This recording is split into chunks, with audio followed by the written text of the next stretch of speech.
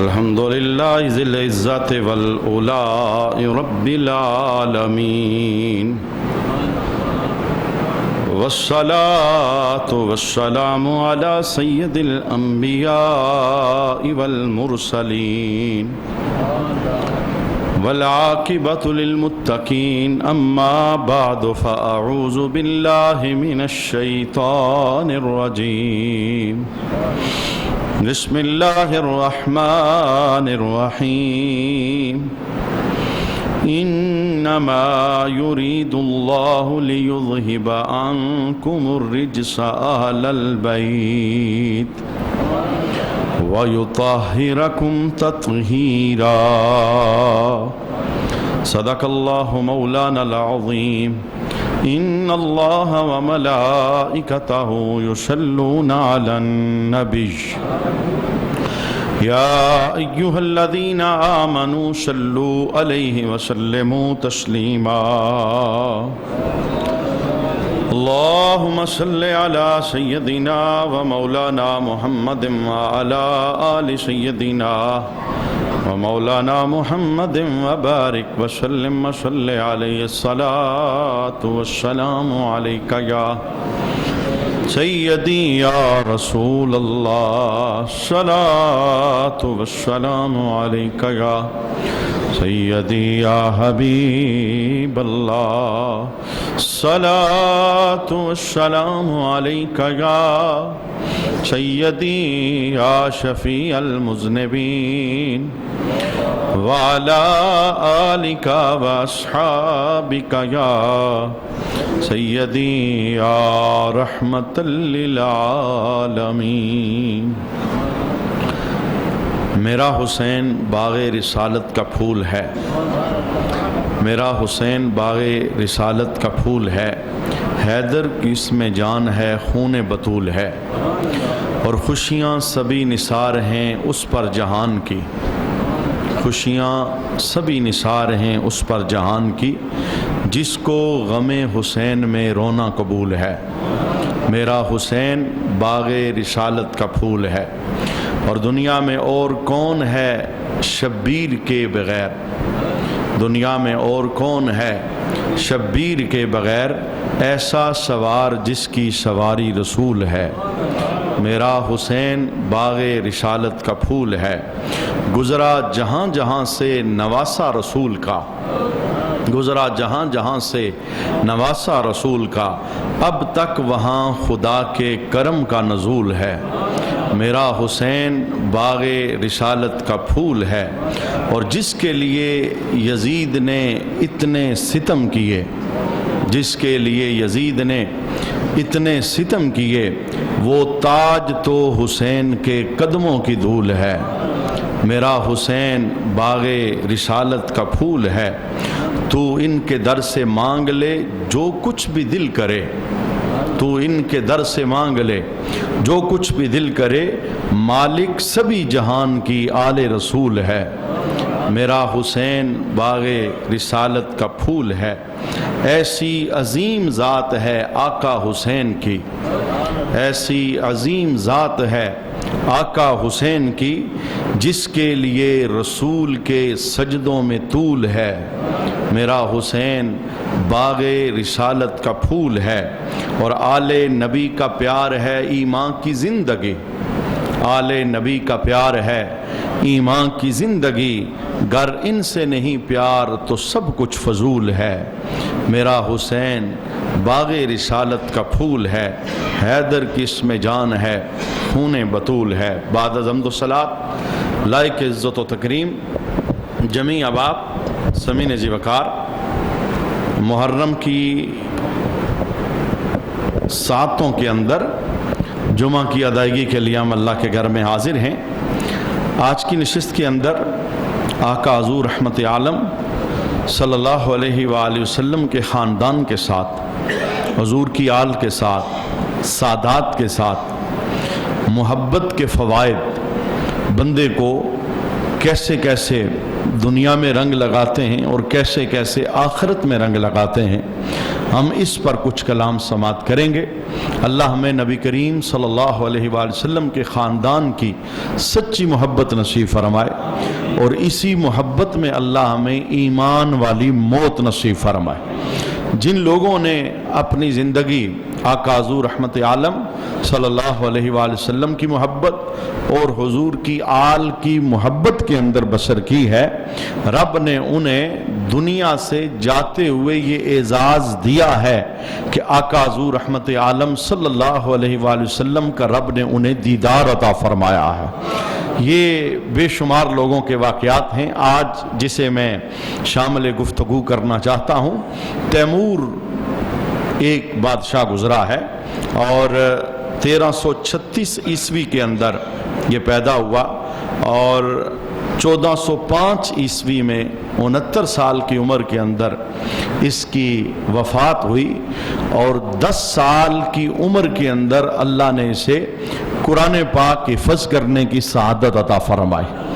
तैमूर इसका नाम था और किताबों के अंदर तैमूर लंग के नाम से ये मारूफ और मशहूर है। तैमूरी सल्तनत का ये हुक्मरान था, लेकिन हर हाकिम की कुछ न कुछ खूबियाँ होती हैं और बाज़ औक़ात वो खूबियाँ इतनी हावी होती हैं कि वो बख्शिश का ज़रिया बन जाती हैं और करम का ज़रिया बन जाती हैं। तो तैमूर बादशाह के अंदर भी एक खूबी थी और वो तमाम अमाल के ऊपर हावी थी। इसका आखिरी टाइम आ गया, यानी दुनिया से जाने का वक्त आ गया। मर्ज़िल मौत यानी मौत का हाथ पड़ा जिस मर्ज के अंदर, तो लोग इसके इर्दा गिर्द इकट्ठे थे, नज़ा की सख्तियाँ जारी थी। तो अचानक लोगों ने एक चीज़ को मुलाजा किया कि तैमूर का चेहरा स्याह हो गया, फ़ौरन ही चेहरा बदल गया, स्याह हो गया। शिद्दत गम की वजह से, परेशानी की वजह से लोग बड़े हैरान थे। कुछ देर ये कैफियत जारी रही, तैमूर का चेहरा स्याह हो गया, लेकिन थोड़ी ही देर के बाद चेहरे की स्याही नूर के अंदर तब्दील हो गई और उसे थोड़ा सा अफाका हुआ। तो पास बैठे लोगों ने पूछा कि हमने ये मंजर देखा है कि शिद्दत गम की वजह से, मौत की तकलीफ की वजह से आपका चेहरा स्याह हो गया और फिर हमने चेहरे को बदलता भी देखा, चेहरे में नूर आ गया, स्याही खत्म हो गई। आप हमें बता सकते हैं कि ये क्या मामला है? हमने तो बज़ाहिर चेहरे की स्याही और चेहरे के नूर ही को देखा है, आप बताएं कि आपने क्या महसूस किया है। तो दुनिया से जाते हुए उसने एक जुमला बोला, कहने लगा कि मौत का मेरे ऊपर हाथ पड़ा हुआ है और मुझे वो नजर आ रहा है जो तुम्हें नजर नहीं आ रहा। और वाक़यातन हदीस के अंदर ऐसा ही है, जिस बंदे पर इज़राइल का हाथ पड़ जाता है उसे वो चीजें नजर आती हैं जो पास खड़े लोगों को नजर नहीं आती। इसीलिए कहा गया कि जिस वक्त आप मरने वाले को तलकीन करो तो हुक्मन उसे कोई जुमला ना बोलो कि तुम कलमा पढ़ो, ये नहीं, बल्कि उसके पास बुलंद आवाज से तुम कलमा पढ़ो, अल्लाह उसकी जुबान पर भी कलमे को जारी फरमा देगा। उसकी वजह क्या है कि तुम्हें बहुत कुछ नजर नहीं आ रहा, इस जाने वाले को आ रहा है। शैतान भी इसके पास इस वक्त मौजूद है, ईमान बर्बाद करने की पूरी कोशिशों के अंदर मसरूफ है। हो सकता है ये जाने वाला शैतान का इनकार करे, उसके किसी जुमले का इनकार करे और तुम समझो कि ये कलमे का इनकार कर रहा है। लिहाजा इसलिए आका हुज़ूर ने हिकमतों में से हिकमत इरशाद फरमाई, हुक्म ना दो बल्कि बुलंद आवाज से कलमे का विर्द शुरू करो, रब उसकी जुबान पर खुद ही कलमे को जारी फरमा देगा। और जो साले लोग होते हैं, नेक लोग होते हैं, उन्हें तो अपनी मंजिलें नजर आना शुरू हो जाती हैं, जो उन्होंने जिंदगी में कमाइयां की होती हैं। मौत का हाथ पड़ता है, रिजल्ट सामने आना शुरू हो जाते हैं। जो गुजारा था अब उसका परताव उन्हें नजर आना शुरू हो जाता है। मैं कहता हूं ये तो अभी आंखें खुली हैं, इजराइल का हाथ पड़ा है, जन्नती को जन्नत नजर आती है और दोज़खी को दोज़ख नजर आती है। जन्नती को जन्नत ले जाने वाले फरिश्ते अच्छी सूरतों में नजर आते हैं और दोज़खी को दोज़ख ले जाने वाले फरिश्ते बुरी सूरतों के अंदर नजर आते हैं। میں کہتا ہوں یہ تو ابھی دنیا میں ہے، روح نکلی نہیں۔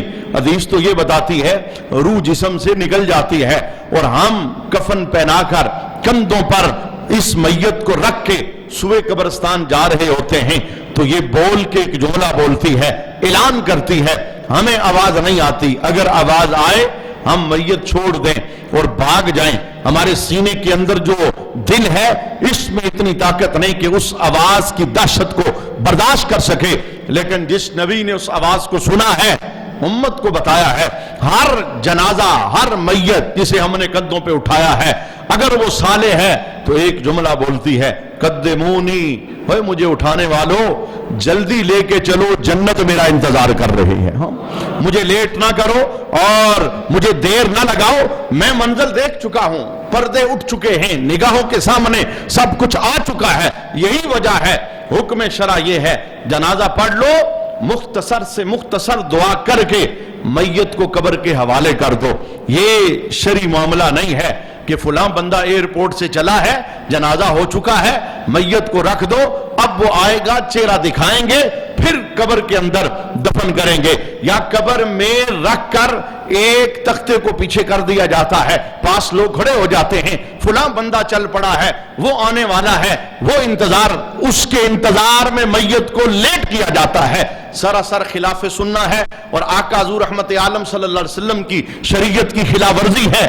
میرے حبیب کا حکم کیا ہے؟ فرمایا جنازے کے بعد مختصر دعا کے ذریعے میت کو قبر کے حوالے کرو۔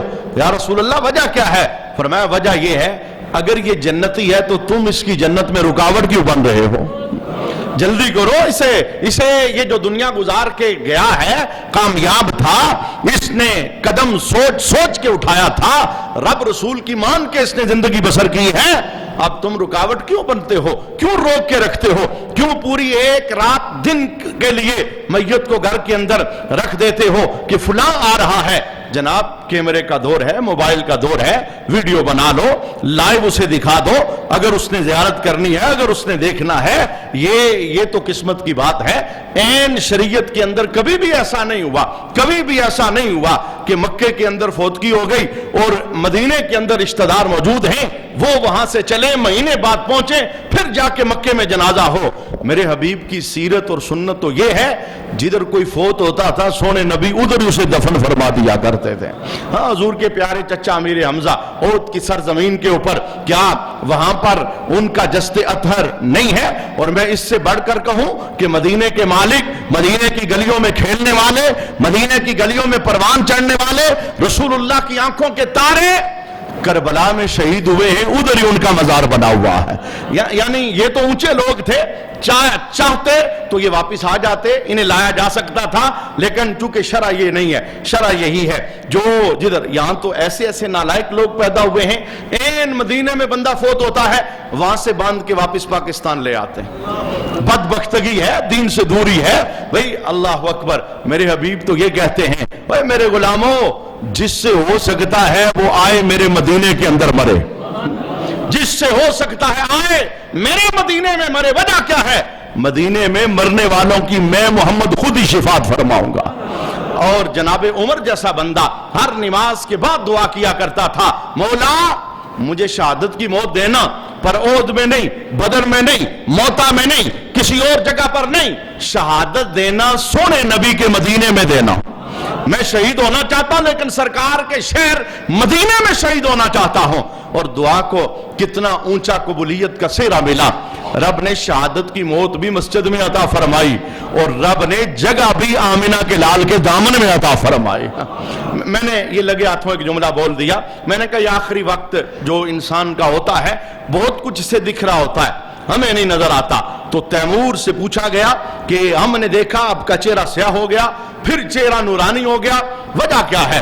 اب تیمور بادشاہ جاتے ہوئے اس راز سے پردہ اٹھاتا ہے، کہتا ہے میں دیکھ رہا تھا شدت موت کی وجہ سے اور شدت کرب کی وجہ سے، میں نے دیکھا کہ عذاب والے فرشتے میری طرف بڑھ رہے ہیں، ڈراؤنی صورتوں کے اندر عذاب والے فرشتے میری جانب بڑھ رہے ہیں۔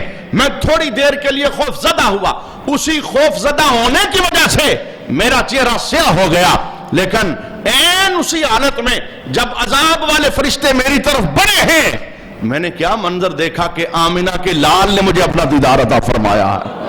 اور یہ بتاتا چلوں، یہ حدیث اپنے ذہن میں ہمیشہ محفوظ رکھو، شیطان کو کبھی بھی ذہن میں یہ خیال نہ ڈالنے دینا یہ کیسے ہو سکتا ہے۔ سونے نبی بتا کے گئے ہیں، من رآنی فی المنام فقد رأى الحق، جسے میں خواب میں جلوہ دکھاؤں حق اسے میں نے اپنا جلوہ دکھایا ہے، اور جسے میں موت کے وقت جلوہ دکھاؤں حق اسے میں محمد خود ہی اپنا جلوہ دکھا رہا ہوں۔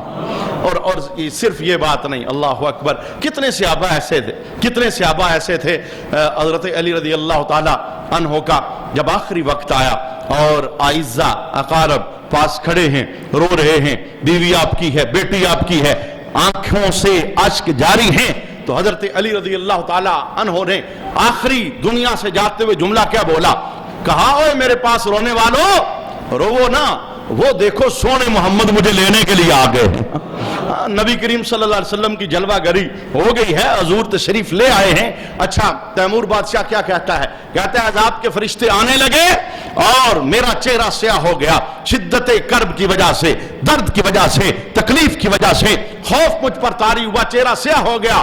پھر میں نے کیا دیکھا کہ سونے نبی تشریف لے آئے، اور جیسے ہی آقا تشریف لائے تو سرکار نے فرشتوں سے فرمایا، اے عذاب کے فرشتوں واپس چلے جاؤ، تیمور میری آل سے محبت کرنے والا ہے، یہ سید زادوں کا نوکر ہے، یہ سادات سے پیار کرنے والا ہے، یہ خون رسول پہ جان نچھاور کرنے والا ہے۔ یہ اس کا ایک عمل تھا، وقت کا حاکم تھا، لیکن ایک خوبی تھی کہ وہ اپنی زندگی کے اندر سید زادوں سے پیار کرتا تھا، نبی کی آل سے پیار کرتا تھا، نبی کے خون سے وفا کرتا تھا۔ دنیا سے جاتے ہوئے چہرہ کالا ہو گیا، سرکار تشریف لے آئے، فرمایا عذاب کے فرشتوں پیچھے چلے جاؤ، میں محمد گواہی دیتا ہوں میری آل سے محبت کرنے والا ہے۔ یہ فیصلے ہونے والے ہیں، یہ ادھر نہیں، یہ فیصلے ان قریب ہونے والے ہیں۔ کون یزیدی ٹولے میں کھڑا ہے اور کون جناب حر کی صفوں کے اندر آ کے امام پاک کا غلام بننے والا ہے، یہ فیصلے ہونے والے ہیں۔ آج دلوں کو سجا لو حب آل نبی سے، نبی کے خاندان کے پیار سے اپنے دلوں کو منور کرو۔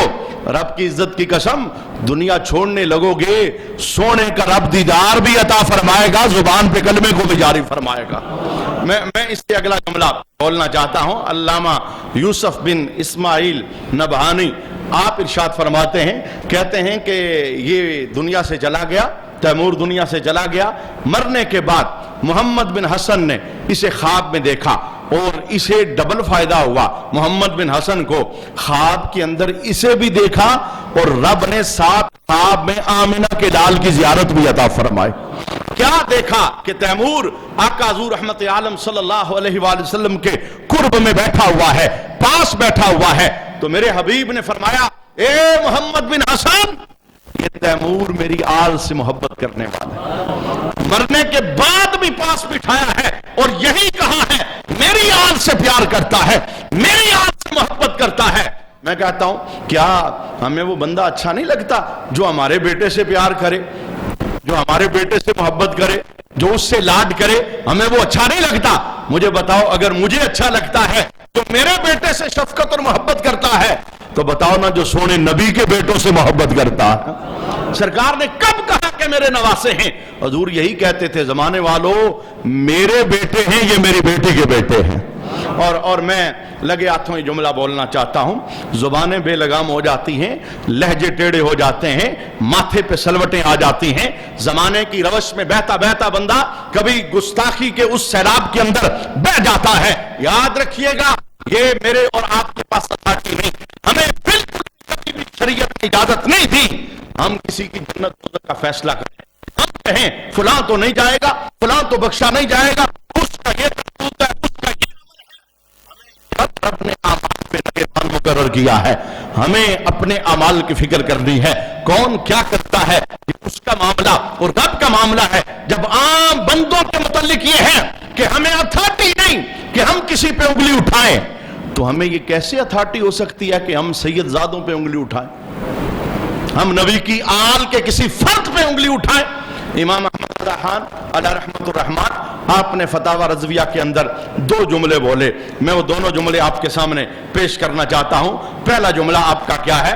آپ فرماتے ہیں کہ ہر سید جو سید نسب سید ہے، حسنین کریمین کے ساتھ جس کا شجرہ جا کے ملتا ہے، آپ فرماتے ہیں ہر سید یہ آقا حضور رحمت عالم کے بدن کا جز ہے، بدن کا پارا ہے، بدن کا حصہ ہے۔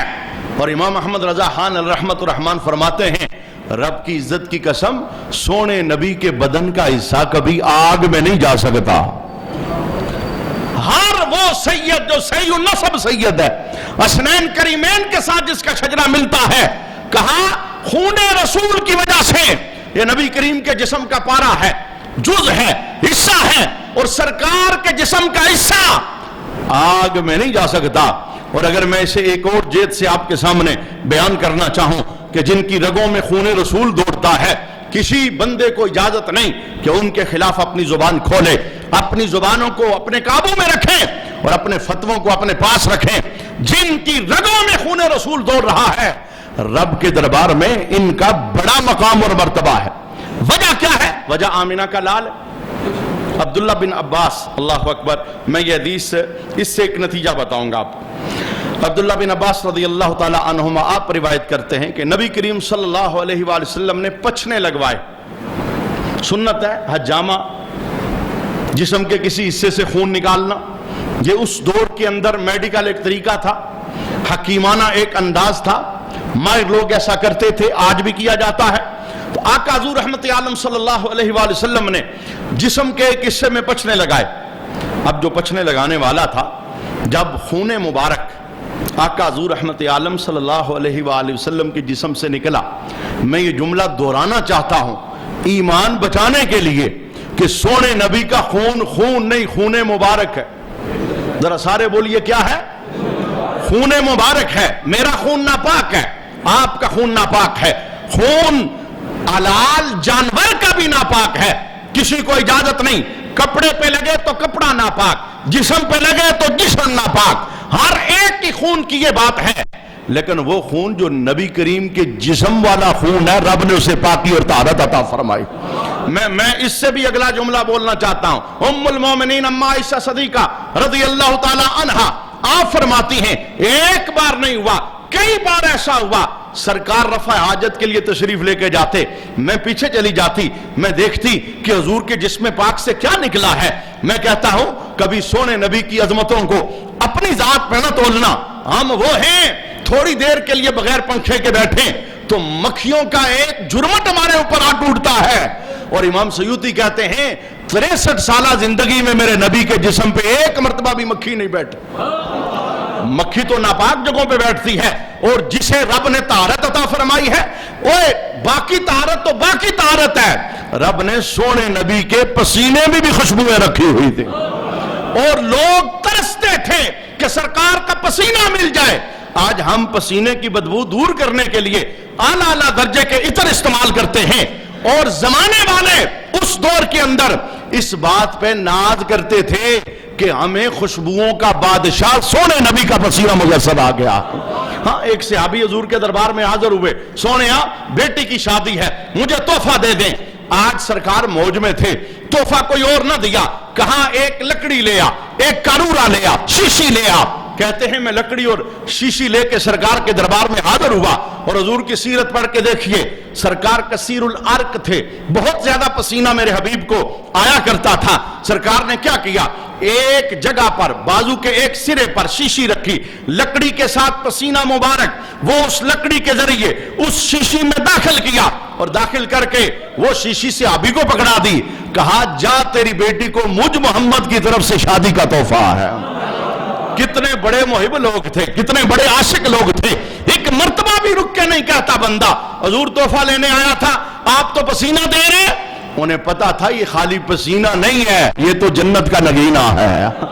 اچھا، وہ لے کے جاتے ہیں، اپنے بختوں پہ ناز کرتے ہیں، میں بڑا بختوں والا ہوں، میری بیٹی کو محمد عربی نے پسینے کا تحفہ دیا ہے۔ کہتے ہیں کہ شادی کے موقع پر جب انہوں نے بیٹی کو وہ سرکار کا مبارک پسینہ دیا اور بیٹی نے استعمال کیا، استعمال کرنے کی دیر تھی، خوشبوؤں کے اتنے اُلے اٹھے مدینے والوں نے اس گھر کا نام ہی خوشبوؤں والا گھر رکھ دیا۔ یہ اعزاز ہے۔ میں کہتا ہوں باقی چیزوں کو چھوڑیے، وہ چیز جو ہمارے وجود میں منفی ہے سونے کے نبی میں منفی نہیں، رب نے وہاں پر بھی اعزاز اور عظمت کو پیدا فرمایا ہے۔ اس لیے اما عائشہ کہتی ہیں کئی بار ایسا ہوا رفع حاجت کے لیے سرکار تشریف لے کے گئے، میں پیچھے گئی، مجھے کچھ دکھا نظر نہ آیا، صرف خوشبوئیں میں نے محسوس کی۔ تو ایک مرتبہ سرکار نے پوچھ لیا عائشہ کیا تلاش کرتی ہو؟ حضور آپ رفع حاجت کے لیے جاتے ہیں، زمین پہ کچھ دکھتا نہیں۔ فرمایا عائشہ سن، رب نے مجھ محمد کے وجود کو جنتیوں کی صفت پہ پیدا فرمایا ہے۔ مانا کیا؟ جنت میں تو آپ لوگ بھی جائیں گے اللہ کے فضل سے، لیکن جنت میں ٹوائلٹ نہیں ہے، کھائیں گے سب کچھ، پیئیں گے سب کچھ، یہ جائے گا کدھر؟ یہ خوشبودار پسینہ بن کے فضا میں تحلیل ہو جائے گا۔ فرمایا عائشہ رب نے میرے وجود کو جنتیوں کی صفت پہ پیدا کیا ہے، جو کچھ وجود سے نکلتا ہے خوشبو بن کے فضا کے اندر تحلیل ہو جایا کرتا ہے۔ میں جملہ کیا بولنا چاہتا ہوں، میں نے کہا کبھی بھی ذہن کے کسی نہا خانے کے اندر خیال پیدا نہ کرنا یہ بندے نے کیا کیا، خون تو ناپاک ہوتا ہے، خون تو حرام ہوتا ہے، پچنے لگے تو آقا حضور رحمت عالم صلی اللہ علیہ وسلم نے فرمایا پیالے کے اندر خون ڈالا، جاؤ اسے زمین کے حوالے کر کے آؤ۔ وہ بندہ دیوار کے پیچھے جاتا ہے، اپنے دل کے مفتی سے فتویٰ لیتا ہے، صحابی رسول ہے، سرکار کا چہرہ دیکھ کے کلمہ پڑھنے والا ہے، دور حاضر کا وہ نہیں جس کے پاس علم کی عین بھی نہیں، اور وہ اعتراض ان ہستیوں پہ کرتا ہے جنہیں رب نے اونچی شانیں عطا فرمائی ہیں۔ علم کا مفتی وہ فتویٰ کیا دیتا ہے؟ جو اندر کا مفتی تھا وہ کہتا ہے زمین پہ ڈالے گا بے ادبی ہو جائے گی، زمین سنبھال نہیں سکے گی، ایسا کر زمین پہ نہ ڈال، سونے نبی کا خون مبارک پی جا، تیرا پیٹ برکت والا بن جائے۔ وہ دیوار کے پیچھے جاتا ہے، پچنے والا خون وہ پی جاتا ہے۔ اللہ اکبر، میرے حبیب نے اس پر غصے کا اظہار نہیں کیا، تو نے کیا کیا؟ ناپاک چیز کو پی لیا، حرام چیز کو پی لیا۔ جب سرکار نے پوچھا اے خون کا کیا کیا؟ سرکار میں نے گرانا مناسب نہ سمجھا، میری محبت نے گوارا نہ کیا میں گرا دوں، میں نے خون کو پی لیا ہے۔ سونے نبی کے لفظ کیا تھے؟ فرمایا جا، اللہ نے تجھے ہمیشہ کے لیے دوزخ سے آزاد فرما دیا ہے۔ ایک جملہ محفوظ کریں، میں نتیجے پہ پہنچانا چاہتا ہوں، ایک جملہ محفوظ کیجئے۔ یہ دیکھیے جنگ احد کا موقع ہے، آقا حضور رحمت عالم صلی اللہ علیہ وسلم کا جسم پاک زخمی ہو گیا، اور یہی وہ موقع تھا جب شیطان نے افواہ پھیلا دی قد قتل محمد، معاذ اللہ محمد عربی شہید ہو گئے، اور صحابہ کے جو ہاتھ تھے تلواروں پہ نرم پڑ گئے کہ ہمارا ہادی نہیں رہا، اب ہم کیا لڑیں؟ صحابہ وہ بھاگنے لگے، لیکن پھر آقا حضور میدان میں تشریف لے آئے، کہا یہ شیطان کی افواہ ہے، رب العالمین نے میری حفاظت فرمائی ہے۔ یہی وہ جنگ ہے جب ایک عورت کو مدینے میں خبر پتہ چلی کہ سرکار شہید ہو گئے، وہ بھاگتی ہوئی آئی، پہلا قافلہ اسے ملا، اس نے پوچھا بتاؤ محمد عربی کیسے ہیں؟ انہوں نے کہا ان کا تو ہمیں پتہ نہیں ہے، لیکن تیرا شور شہید ہو گیا ہے، تیرا شور جنگ میں شہید ہو گیا۔ کہتی ہے شور کی بات نہ بتاؤ، مجھے بتاؤ میرے حبیب کیسے، میرے محبوب کیسے ہیں۔ آگے چلی تو ایک اور بندہ ملا، پوچھا محمد عربی کیسے ہیں؟ اس نے کہا مجھے خبر نہیں، لیکن مجھے اتنا پتا ہے تیرا بیٹا شہید ہو گیا ہے۔ پھر آگے گئی، ایک اور بندے نے خبر دی، کہنے لگا مجھے سرکار کا تو پتا نہیں، ہاں اتنا پتا ہے تیرا بھائی شہید ہو گیا۔ پھر خبر ملی تیرا باپ شہید ہو گیا۔ ایک عورت نے ایک ہی دم 4 خبریں سنی، باپ شہادت کا منظر پا چکا ہے، بیٹا شہید ہو چکا ہے، بھائی شہید ہو چکا ہے، شوہر شہید ہو چکا ہے۔ 5ویں بندے نے خبر دی کہ سونے نبی سلامت ہیں، تو عورت آگے سے جملہ کیا بولتی ہے؟ کہتی ہے اگر میرا نبی سلامت ہے تو میں ہر غم برداشت کرنے کے لیے تیار ہوں۔ بھائی شہید ہو گیا کوئی بات نہیں، بیٹا چلا گیا کوئی بات نہیں، شوہر چلا گیا، یہ ان لوگوں کا معیار محبت تھا، یہ ان کا پیار تھا، یہ ان کی سرکار کے ساتھ قربت تھی۔ اچھا اس جنگ کے موقع پر میرے حبیب زخمی ہوئے تو مالک بن سنان، ان کی ڈیوٹی تھی پٹی وغیرہ کرنے کی اور زخمیوں کی دیکھ بھال کرنے کی، تو یہ سرکار کے قدموں میں حاضر ہوئے، یا رسول اللہ صلی اللہ علیہ وآلہ وسلم میں زخم مبارک کو صاف کر کے اوپر پٹی باندھ دیتا ہوں اور اس کی دیکھ بھال کر لیتا ہوں۔ آقا حضور نے زخم مبارک سامنے کیا تو مالک بن سنان کہتے ہیں میرے دل کے مفتی نے فتویٰ دیا، بتا خون کپڑے سے صاف کرے گا تو پھر کپڑا کون سنبھالے گا؟ کہتے ہیں میں نے کیا کیا، میں قریب ہوا تو سونے نبی کے زخموں پر میں نے اپنے دونوں ہونٹوں کو رکھ دیا, میں نے چوس لیا خون کو, اور پھر میں نے پٹی باندھ دی. تو اللہ اکبر, میرے حبیب نے یہ نہیں کہا مالک بن سنان یہ تو کیا کر رہا ہے, یہ کیسی محبت ہے, یہ کیسا پیار ہے, میرے جسم کے زخموں کا خون چوس رہا ہے. رب کے حبیب کے جملے کیا تھے؟ صحابہ کو مخاطب کر کے کہا اے لوگو, اگر کسی نے زمین پہ چلتا پھرتا جنتی دیکھنا ہے, مالک بن سنان کا چہرہ دیکھنا ہے, اس کا چہرہ دیکھو. اگر کسی نے چلتا پھرتا جنتی دیکھنا ہے. رکیے, میں کیا کہنا چاہتا ہوں, یہ عنوان بہت لمبا ہے, اس میں اور بھی بہت ساری حدیثیں اور صحابہ کی محبت کے انداز موجود ہیں, لیکن میں کیا کہنا چاہتا ہوں, میں یہ کہنا چاہتا ہوں اگر کسی نے سونے نبی کے مبارک خون کے چند قطرے پی لیے, سرکار کہیں جا تو دوزخ سے ہمیشہ کے لیے آزاد. اگر کسی نے چند قطرے چوس لیے, سرکار کہیں کسی نے جنتی دیکھنا ہے, مالک بن سنان کا چہرہ دیکھیں. بھئی اگر چند قطرے چوسنے اور پینے والوں کا یہ حال ہے, تو بتاؤ نا حسین کا مقام کیا ہوگا جس کی رگوں میں خون محمد دوڑ رہا ہے, حسن کا مرتبہ کیا ہوگا, فاطمہ کا مرتبہ کیا ہوگا, نبی کے خاندان کا مرتبہ کیا ہوگا. یہ خون رسول کی حرمت, یہ آقا حضور رحمت عالم صلی اللہ علیہ وسلم کے خون کا مقام ہے. اور یاد رکھیے گا, یہ جو نسب کا فائدہ ہے, کیونکہ وقت کا گھوڑا بہت تیزی کے ساتھ وہ بھاگتا ہے اور ٹائم مکمل ہو جاتا ہے, لیکن میں نسب پر ایک حدیث لازمی آپ کے سامنے پیش کرنا چاہتا ہوں. آقا حضور رحمت عالم صلی اللہ علیہ وسلم نے کیا فرمایا؟ راوی حضرت عمر ہیں. آقا حضور رحمت عالم نے فرمایا انی سمعت رسول اللہ صلی اللہ علیہ وسلم یقول, حضرت عمر کہتے ہیں کہ میں نے اپنے کانوں سے سونے نبی کو فرماتے ہوئے سنا. کچھ لوگ یہ کہتے ہیں نا, عمل فائدہ دے گا, نسب فائدہ نہیں دے گا, تعلق فائدہ نہیں دے گا. جناب جھوٹے نسب فائدہ نہیں دیتے, جھوٹے تعلق فائدہ نہیں دیتے. سچا نسب بھی فائدہ دیتا ہے اور سچا تعلق بھی فائدہ عطا فرماتا ہے. جناب یہ آپ کا ایک عالم کے ساتھ جو تعلق ہے, یہ کیسا تعلق ہے؟ آپ اسے کیا سمجھتے ہیں؟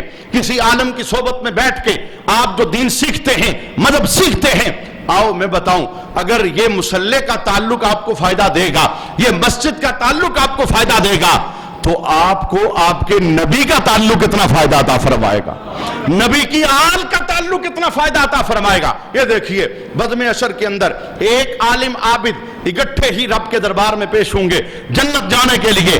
رب حکم دے گا عابد کو, عبادت گزار کو, جا جنت چلا جا. عالم کو آرڈر ملے گا رک جا. عالم پوچھے گا مولا عابد جنت چلا گیا, مجھے روک دیا گیا, وجہ کیا ہے؟ رب فرمائے گا وہ تو عبادت گزار تھا, وہ تنہا جنت چلا گیا, تو تنہا نہ جا, بزم حشر میں نگاہ ڈال, دنیا میں جس جس کو تو نے دین سکھایا تھا آج ہاتھ پکڑ اپنے ساتھ انہیں جنت لے کر چلا جا. مجھے بتاؤ اگر عالم سے ہمارا تھوڑے دیر کا جو رابطہ ہے یہ بزم حشر میں فائدہ دیتا ہے, تو بتاؤ نا نبی کا امتی کے ساتھ کتنا فائدہ ہوگا. ایک آل کے ساتھ محبت امتی کو یہ کتنا فائدہ ہوگا. آئیے سنیے, یعنی یہ جملے لوگوں کے میں بتا رہا ہوں, کہتے ہیں کچھ فائدہ نہیں دیتا. بھائی اپنے عمل, کوئی شک نہیں, عمل سے تو روگردانی ہے ہی نہیں. عمل تو وہ راہ راست ہے جس کے نتیجے میں رب العالمین سب بندے کو رحمت عطا فرماتا ہے. یہاں سے تو کوئی بھاگ سکتا ہی نہیں. جناب یہی وہ رستہ ہے جسے صحابہ نے اختیار کیا, جسے آل نے اختیار کیا, جسے نبی کریم نے خود اختیار کیا. عمل تو روشنیوں کا ذریعہ ہے, عمل تو نور کا مینارہ ہے, عمل تو رب کو راضی کرنے کا ذریعہ ہے. لیکن مجھ سے پوچھئے عمل کو باغ کب لگتے ہیں؟ عمل کو باغ تب لگتے ہیں جب عمل بھی ہو اور جس نبی کے وسیلے سے ملا ہے اس کا پیار بھی سینے کے اندر محفوظ ہو. اچھا آئیے میں حدیث مکمل کرنا چاہتا ہوں. حضرت عمر کہتے ہیں میں نے خود اپنے کانوں سے سنا, اللہ کے حبیب نے فرمایا کل نسب و سبب ینقطع یوم القیامہ. فرمایا تمام نسب, تمام سبب بزم حشر میں منقطع ہو جائیں گے. باپ سامنے آئے گا, بیٹا دیکھ کے رستہ بدل جائے گا. دوست جگری یار سامنے آئے گا, دیکھ کے رستہ بدل جائے گا. جان نشاور کرنے والی ماں, بزم حشر میں ملاقات ہو جائے گی, ماں رستہ بدل جائے گی. بیٹا کہیں مانگ نہ لے, بیٹا رستہ بدلے گا, ماں کچھ مانگ نہ لے. یہ وہ تعلق ہیں جو سارے ٹوٹ جائیں گے. لیکن اللہ کے حبیب نے کیا فرمایا؟ الا ما کان من سبب و نسب. زمانے والو سنو, میرا بزم اشر میں نسب بھی سلامت رہے گا، میرا سبب بھی سلامت رہے گا، میرا تعلق جو میری آل سے ہے، میرا تعلق جو میرے غلاموں سے ہے، یہ ادھر بھی ہے، قبر میں بھی ہے، اور رب اس کا فائدہ قیامت کے دن بھی عطا فرمائے گا۔ حضور کی آل کے ساتھ محبت اور حضور کی آل کے ساتھ پیار یہ بندے کے لیے رحمتوں کا ذریعہ ہے، اور میری کوشش ہوتی ہے ہر دفعہ نئی باتیں، یعنی بہت ساری حدیثیں ہیں، اس انداز کے اندر حضور کی آل کا ہم ذکر سنیں۔ اللہ ذکر کے طفیل ہمارے گناہوں کو معاف فرمائے۔